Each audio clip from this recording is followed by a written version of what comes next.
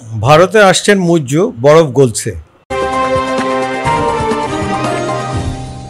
সম্পর্কের বরফ গলতে শুরু করেছিল কিছুদিন আগেই। এবার দ্বিপক্ষীয় সফরে ভারত আসার কথা মালদ্বীপের প্রেসিডেন্ট মোহাম্মদ মুজ্জুর। দেশটির পররাষ্ট্র মন্ত্রণালয়ের বিভিন্ন সূত্র অনুযায়ী সবকিছু ঠিকমতো এগোলে আগামী অক্টোবর মাসের দ্বিতীয় সপ্তাহে মুজ্জু দিল্লি আসতে পারেন। সফরের সম্ভাব্য তারিখ 7 থেকে 9 অক্টোবর।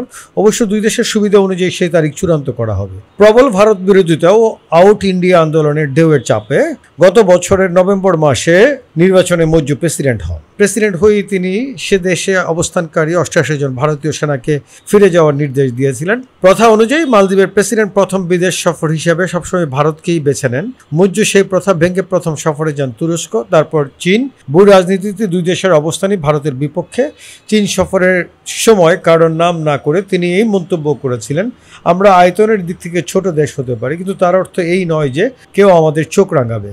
শুধু এই নয়, ভারতের প্রধানমন্ত্রী নরেন্দ্র মোদী লাক্ষাদ্বীপ সফরে যাওয়ায় মালদ্বীপের দুই মন্ত্রী সামাজিক যোগাযোগ মাধ্যমে চূড়ান্ত অবমাননাকর মন্তব্য করেছিলেন। সে মন্তব্য ঘিরে প্রবল সমালোচনা শুরু হয়।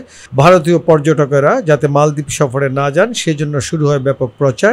সেই প্রচারে ব্যাহত হয় মালদ্বীপ পর্যটন শিল্প। এই পরিস্থিতিতে কিছু ব্যবস্থা নেয় মুজ্জু সরকার। দুই প্রতিমন্ত্রী মালাশা শরীফ ও মরিয়ম শিউনাকে প্রথমে বরখাস্ত করা হয়। প্রতিশ্রুতি অনুযায়ী ভারত দফায় দফায় সেনা অপসারণ করে নেয় মে মাসের মধ্যে। মালদ্বীপকে দেওয়া দুটি হেলিকপ্টার ও একটি ডর্নিয়ার বিমান রক্ষণাবেক্ষণের জন্য যে সেনারা ছিলেন তাদের জায়গায় নিয়ে যাওয়া হয় অসামরিক প্রযুক্তিবিদদের। প্রেসিডেন্ট মুজ্জুও তিক্ততার অবসানে কূটনীতিক ইঙ্গিত দিতে থাকেন। মে মাসের 10 তারিখের শেষ দফায় সেনা প্রত্যাহারের পর ভারতে আসেন মালদ্বীপের পররাষ্ট্রমন্ত্রী মুসা জমির। জুন মাসে তৃতীয় দফায় প্রধানমন্ত্রী নরেন্দ্র মোদীর শপথ গ্রহণ অনুষ্ঠানে প্রথম দিল্লি আসেন মুজ্জু। সেই সফরের ঠিক আগে বরখাস্তকৃত দুই প্রতিমন্ত্রীকে পদত্যাগে বাধ্য করা হয়। এরপর আগস্ট মাসে মালদ্বীপ সফরে যান ভারতের পররাষ্ট্রমন্ত্রী এস জয়শঙ্কর। সেখানে প্রতিবেশী প্রথম নীতিতে মালদ্বীপের গুরুত্বপূর্ণ অবস্থানের কথা উল্লেখ করে জয়শঙ্কর বলেন, দুই দেশের সম্পর্ক ঐতিহাসিকভাবে ঘনিষ্ঠই শুধু নয়, প্রতিবেশী প্রথম নীতি অনুযায়ী মালদ্বীপের সঙ্গে দৃঢ় সম্পর্ক স্থাপন ভারতের অগ্রাধিকার।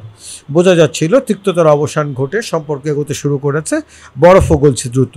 তার আরও একটা প্রতিফলন ঘটেছে জাতিসংঘের আসরে যোগ দিতে মুজ্জুর যুক্তরাষ্ট্র সফরে। সে দেশের প্রিস্টন বিশ্ববিদ্যালয়ে আয়োজিত একটা অনুষ্ঠানে তিনি বলেন, প্রধানমন্ত্রী মোদীকে অসম্মান করে তার দুই প্রতিমন্ত্রী ভুল করেছিল। মালদ্বীপের সংবাদ মাধ্যম আদাদু মুজ্জুর বয়ানে জানিয়েছেন, প্রেসিডেন্ট আলোচনা সভায় বলেছেন, ওই ধরনের কথাবার্তা কারো বিরুদ্ধে কারো বলা উচিত নয়। আমি তাদের বিরুদ্ধে ব্যবস্থা নিয়েছি।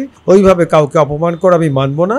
তা তিনি নেতা বা সাধারণ মানুষ যেই হন, প্রত্যেক মানুষেরই সুনাম থাকে। প্রিস্টন বিশ্ববিদ্যালয়ের আলোচনা সভায় তার সরকারের ভারত বিরোধিতা ও আউট ইন্ডিয়া প্রচারণা প্রসঙ্গে প্রশ্ন করা হলে মুজ্জু বলেন, কখনো আমরা কোনো দেশের বিরুদ্ধাচরণ করিনি। ওটা ইন্ডিয়া আউট ছিল না। বিদেশি সেনাদের থাকা দেশের মানুষ মেনে নিচ্ছিল না। সেই নিয়ে একটা বড় সমস্যা দেখা দিয়েছিল। সম্পর্কে কিছুটা টানপোড়েন দেখা দিয়েছে বাংলাদেশের সঙ্গে। তবে যুক্তরাষ্ট্রে বরফ গলার ইঙ্গিতও পাওয়া গেছে। অন্তর্বর্তী সরকারের প্রধান উপদেষ্টা তৌহিদ হোসেনের সঙ্গে বৈঠক হয়েছে।